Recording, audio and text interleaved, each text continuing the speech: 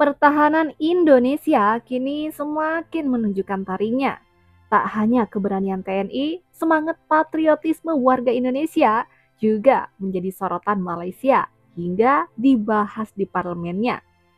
Dalam sebuah sidang di DPR Malaysia, isu perbatasan kembali mencuat setelah insiden di perairan Sampang, Madura, di mana 100 nelayan Indonesia mengusir kapal Prospero yang digunakan oleh Petronas untuk kegiatan operasionalnya. Aksi para nelayan ini membuat Anwar Ibrahim sedikit ciut karena dianggap sebagai bentuk nyata keberanian rakyat dalam menjaga kedaulatan maritim Indonesia. Peristiwa tersebut membuat Anwar Ibrahim tampak berhati-hati dan enggan membahas lebih dalam persoalan perbatasan. Kita akan menyelesaikan secara sahabat, ungkapnya. Anggota lain pun menyarankan Malaysia perlu membentuk gabungan pertahanan ASEAN agar aman bagi perbatasan Malaysia. Pengamat militer Malaysia juga menyoroti kondisi aset militer negaranya yang disebut sudah usang dan belum mampu membeli baru karena keterbatasan anggaran. Mari kita simak video selengkapnya.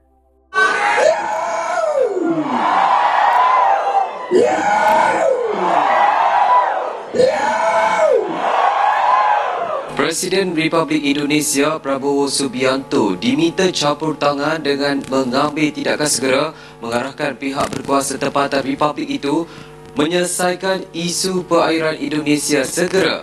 Seorang pemerhati menggesa perkara itu susulan ratusan nelayan tempatan mengepung kapal tinjauan milik Petronas di perairan Ketapang, Madura baru-baru ini. Pemerhati berkata langkah itu penting bagi memastikan jaminan keselamatan membabitkan Petronas yang menjalankan eksplorasi cari gali minyak dan gas yang didakwa dengan kerjasama syarikat Indonesia Pertamina.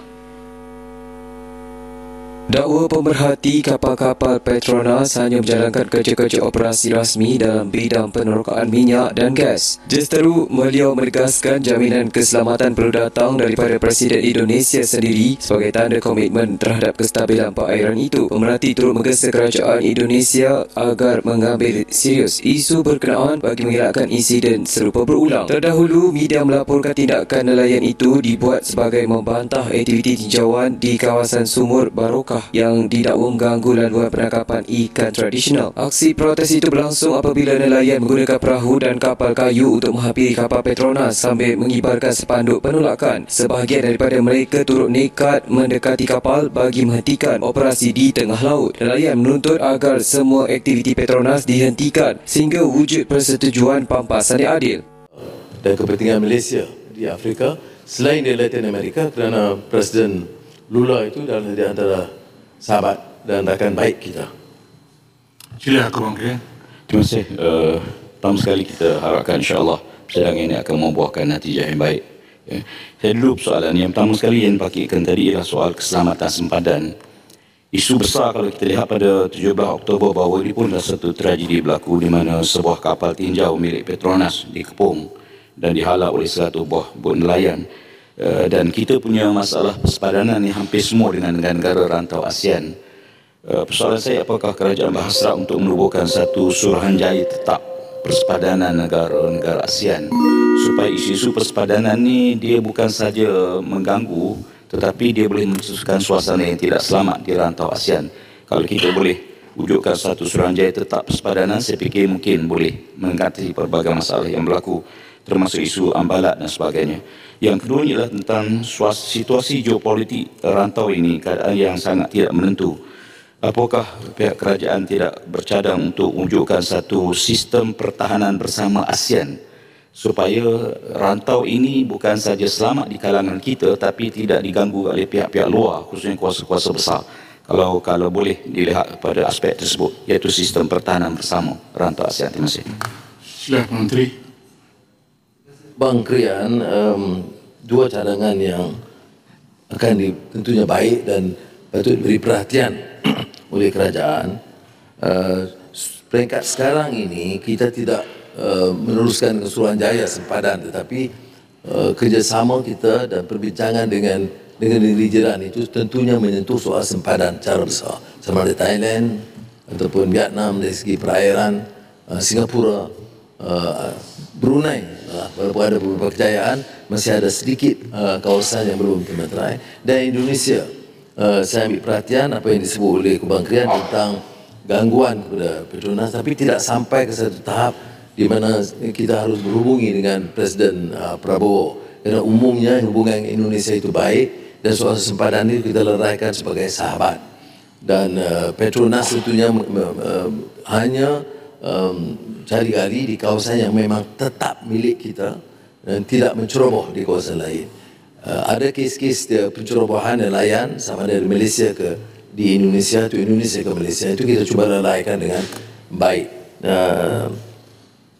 Perundingan dah dicapai, tapi ada beberapa yang masih belum dimuktamadkan, termasuk amarat seperti yang disebut oleh Kubang Krian sebentar tadi. Apakah ada keperluan sistem pertahanan? Memang umumnya kita setuju sebab kita ini centrality. Kita tidak mahu kuasa besar menangguh daya keruh dan kemudian melanggar kedaulatan kita. Cuma belum sampai ke situ. Kerjasama beberapa negara, kita dengan Singapura, kita dengan Indonesia, dengan Thailand, ya, itu memang agak meningkat, tetapi tentunya agak terlalu awal untuk mencapai kesepakatan daripada kerjasama sempadan ala NATO yang juga menjadi isu kontroversi sekarang. Tetapi dua cadangan ini saya percaya rakan-rakan Kementerian Luar akan ambil perhatian.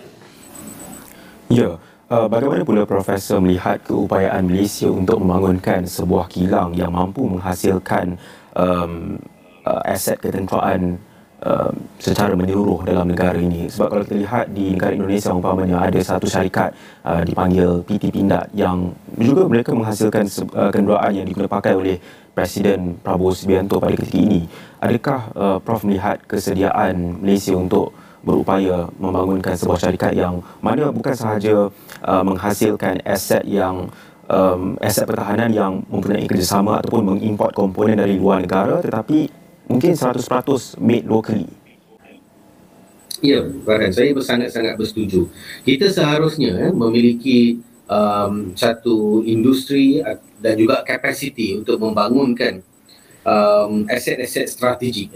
Sebenarnya apa sebenarnya mesej yang tersirat tentang reputasi pertahanan negara di mata dunia?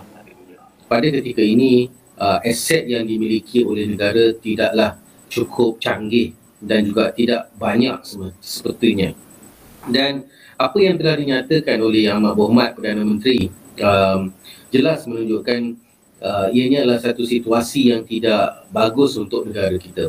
Dalam kita bercakap tentang kemajuan, pemodenan, digitalisasi dan banyak perkara lain, tetapi dalam masa yang sama kita sepertinya meninggalkan keupayaan dan juga maknanya jituan dalam aspek ketenteraan. Maka disebabkan itulah PM sendiri menyebut bahawa kapal laut yang berusia hampir 50 tahun, iaitu seusia saya sebenarnya. Saya lahir pada tahun 76 dan usia kapal itu pun 76 ya. Jadi itu menunjukkan betapa seriusnya pertahanan ataupun aset-aset laut yang kita miliki yang perlu diperbaharui ataupun diganti dan juga dibeli yang lebih baru, yang terkini, yang canggih dan sebagainya. Sebagaimana yang Tuan Agong juga ada menyentuh tentang pembelian aset-aset yang dianggap terlalu mahal, aset-aset yang tidak moden lagi dan sebagainya, itu semua harus dilihat dan diperhalusi untuk memastikan negara kita berada pada tahap kesiapsiagaan yang terbaik.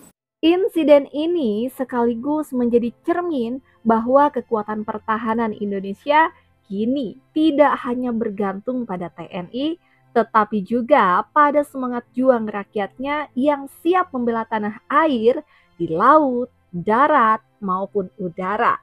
NKRI harga mati. Sampai di sini with LK temani waktu Anda. Terima kasih dan sampai jumpa lagi di video berikutnya.